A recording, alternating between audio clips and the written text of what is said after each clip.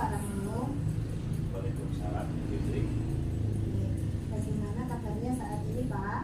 Alhamdulillah, kabarnya hari ini baik. Fitri, kabarnya gimana? Alhamdulillah, Pak, sehat. Oh ya. Pak, pangapunten, kebetulan saya ini sedang ada tugas modul 3.1 tentang pengambilan keputusan berbasis nilai-nilai kebajikan dengan melakukan wawancara terhadap beberapa kepala sekolah. Nah, dengan terkait dengan praktek pengambilan keputusan berbasis nilai kebajikan, Pak. Nah, berkenan dengan itu, bolehkah saya mengajukan beberapa pertanyaan kepada panjenengan, Bapak? Boleh, bisa Bapak yang bisa kami bantu maupun silakan. Oke, ini Pak, matur nuwun.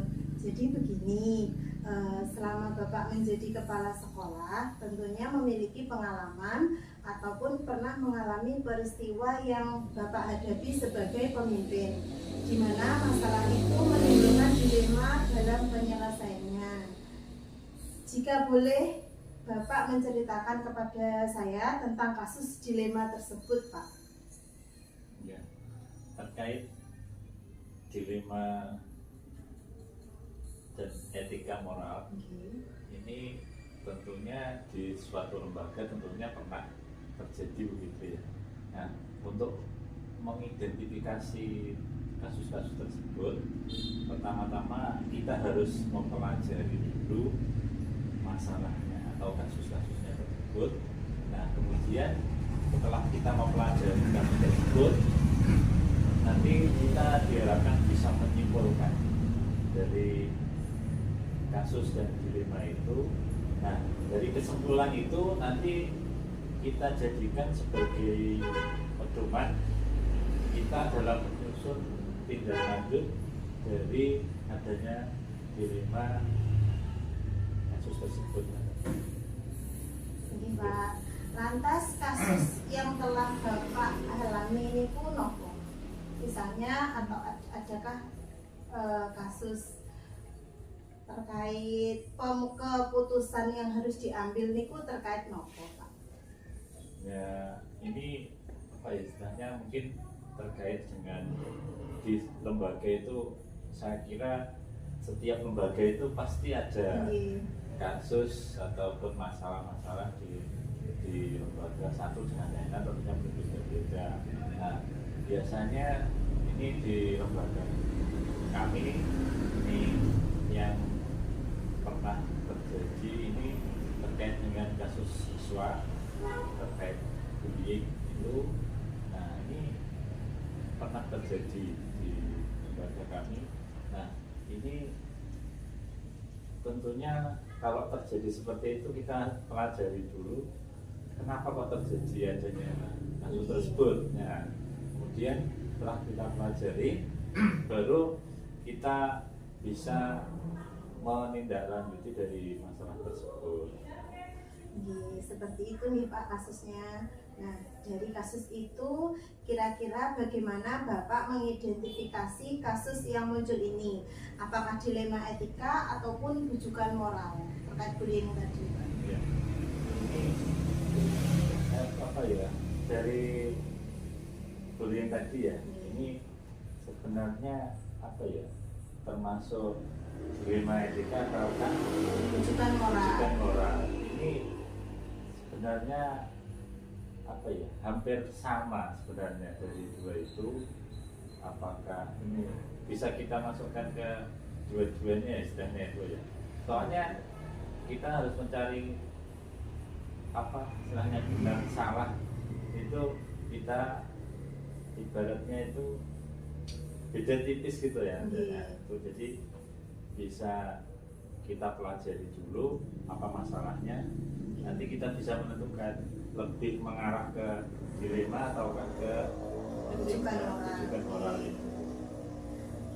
Lantas selama ini bagaimana Bapak menjalankan pengambilan keputusan terutama kasus-kasus dilema kepentingan yang sama-sama benar ataupun sama-sama mengandung kebajikan? Ya. Untuk bagaimana mengambil keputusan? Dalam mengambil keputusan itu kita harus memperhatikan beberapa hal begitu ya. Hal apa saja? Mungkin yang pertama itu kaitannya dengan apa istilahnya orientasi pada siswa. Kemudian apa selanjutnya kita juga harus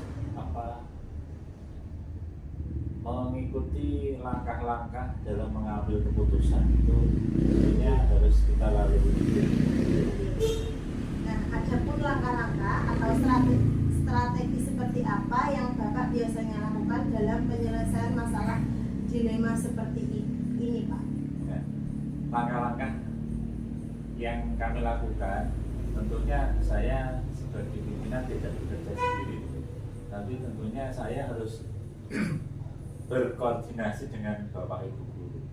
Nah, jadi saya tidak berjalan sendiri, tapi saya berkoordinasi dengan Bapak Ibu guru untuk mempelajari kasus tersebut sehingga nanti kita bisa bersama-sama untuk menyelesaikan kasus tersebut.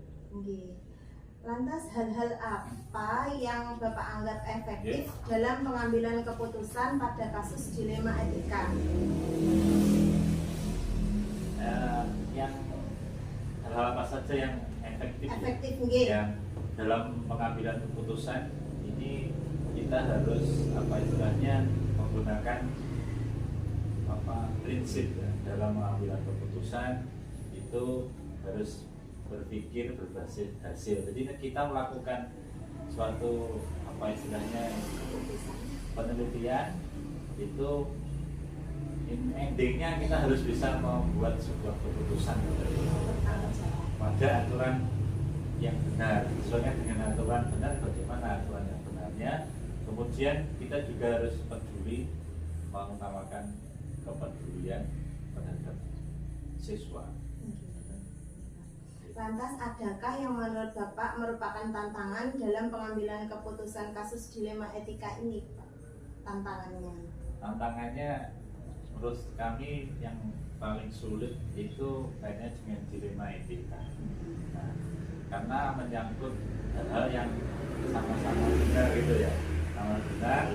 Terus tentunya kita juga harus kita kembalikan pada berpegang teguh pada aturan yang benar itu bagaimana, dan perlu dipertimbangkan keputusan itu apakah nanti berdampak positif atau negatif pada siswa tersebut.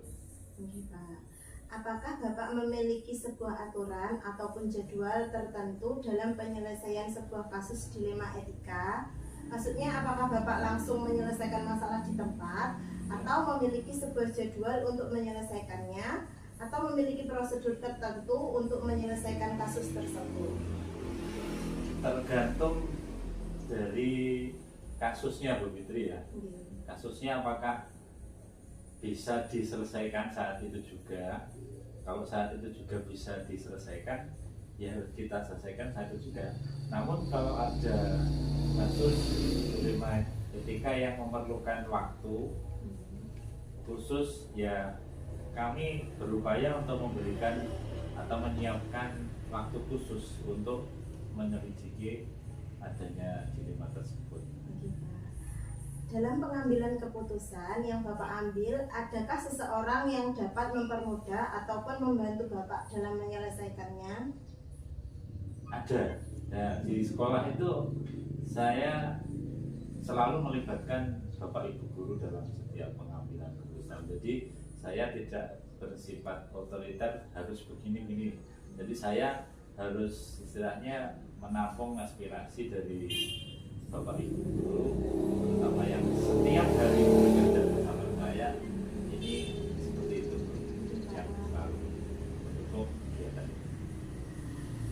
Dari hal yang telah Bapak bicarakan tadi, pembelajaran apa yang bisa diambil ataupun dipetik pada pengambilan keputusan dengan kasus-kasus dilema etika ini, Pak? Pembelajaran yang bisa kita petik ya. Nah, pembelajaran yang bisa kita petik terhadap adanya dilema etika ini, kita tentunya bisa belajar bagaimana mempelajari kenapa hal itu terjadi. Kemudian setelah kita pelajari, kita terus berupaya untuk mengadakan suatu penelitian. Tentunya untuk meneliti itu kita juga berpegangan pada prinsip dan aturan yang benar dan rasa peduli terhadap siswa, dan endingnya kita bisa belajar bagaimana mengambil sebuah keputusan yang benar, yang endingnya itu tidak menimbulkan dampak positif, tapi endingnya dari kesemuanya itu adalah endingnya dampak positif. Matur nuwun untuk waktu yang Bapak telah bersedia menceritakan pengalaman ini dalam hal pengambilan keputusan dengan kasus-kasus dilema etika ini.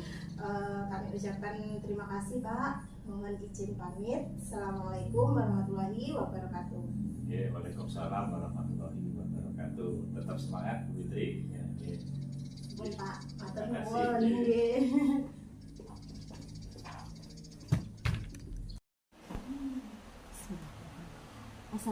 Assalamualaikum Bu. Waalaikumsalam Bu Putri. Nggih.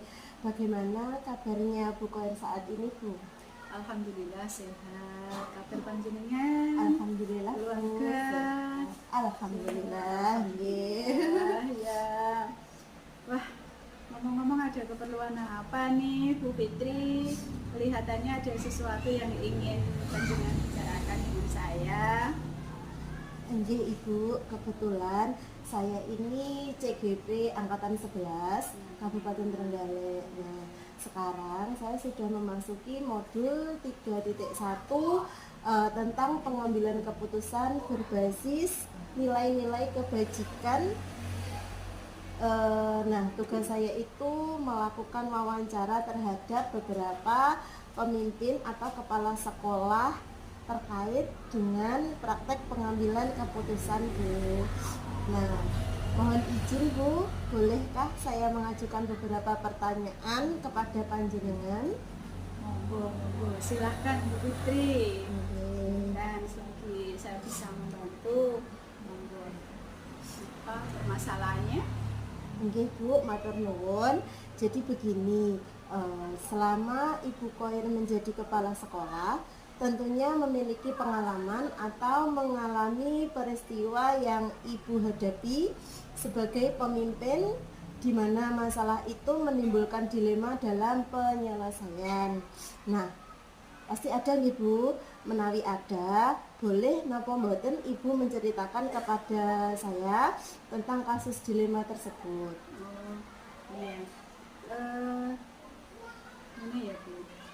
Ada permasalahan yang dikatakan sebagai dilema etika itu ketika guru saya itu mendapatkan undangan diklat literasi dan numerasi yang dilaksanakan di SD Satu Jajar Bu. Nah, tentunya dengan misalkan Bu Rani itu dengan mengikuti diklat di SD Satu Jajar itu otomatis kan kelasnya menjadi kosong, jadi siswa itu tidak ada yang mengajar. Nah, itu menjadi permasalahan dilema etika karena harus meninggalkan anak atau meninggalkan siswa. Dan di sisi lain, untuk mengembangkan kompetensinya Bu Reni, beliau harus mengikuti diklat tersebut. Nah, seperti itu nih Bu kasusnya. Iya. Nah, dari kasus tersebut yang telah Ibu ceritakan, kira-kira bagaimana Ibu dapat mengidentifikasi kasus tersebut, apakah dilema etika ataupun kebujukan moral? Kalau menurut saya dari kasus yang saya ceritakan tadi itu termasuk dilema etika Bu Fitri, karena saya itu harus memilih dua pilihan atau harus memilih salah satu dari dua dari dua pilihan yang benar-benar Sama-sama. iya sama-sama benar dan semuanya itu juga tidak berhubungan dengan ranah hukum.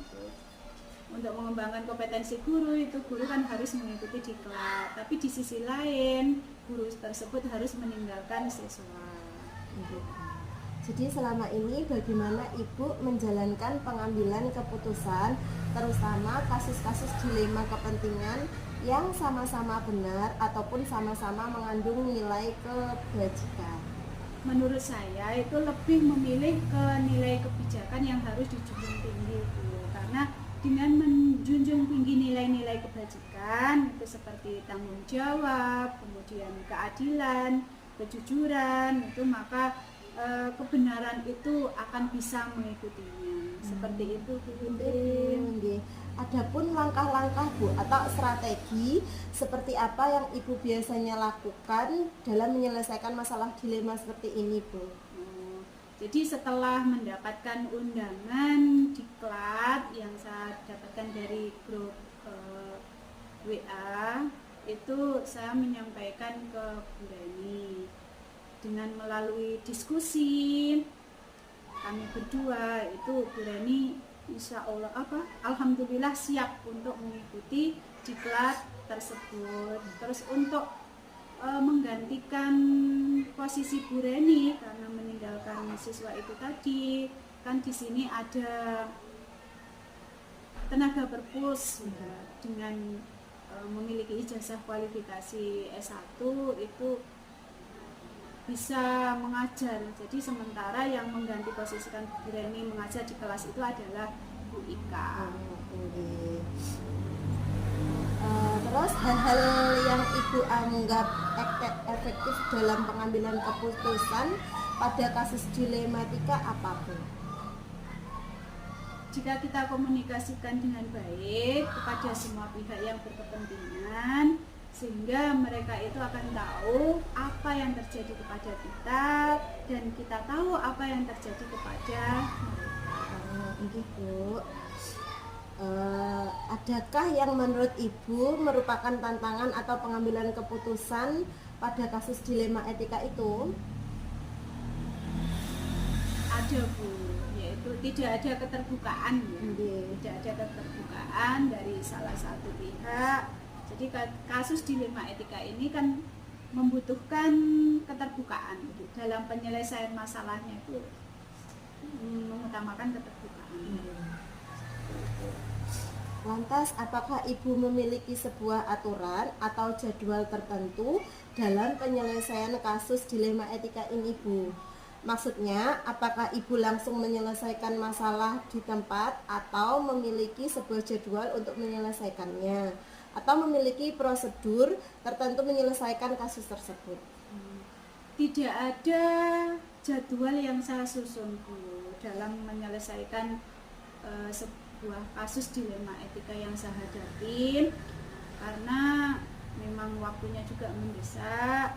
Otomatis saya juga harus konfirmasi dengan Bu Reni, berdiskusi, dan alhamdulillah beliaunya siap. Jadi pada saat itu juga saya putuskan Bu Reni itu tetap mengikuti pelatihan atau diklat literasi dan numerasi, dan kelas tidak sampai kosong karena sudah digantikan oleh Bu Ika.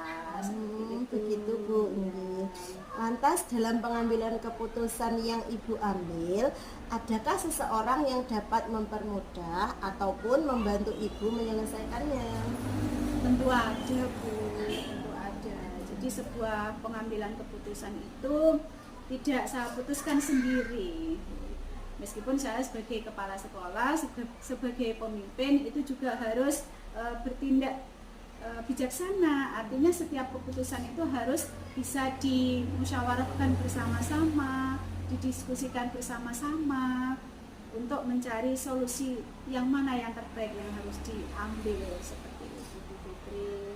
Bu, alhamdulillah dari semua hal yang Ibu bicarakan tadi, pembelajaran apa yang bisa Ibu ambil ataupun petik pada pengambilan keputusan dengan kasus-kasus dilema etika ini Bu?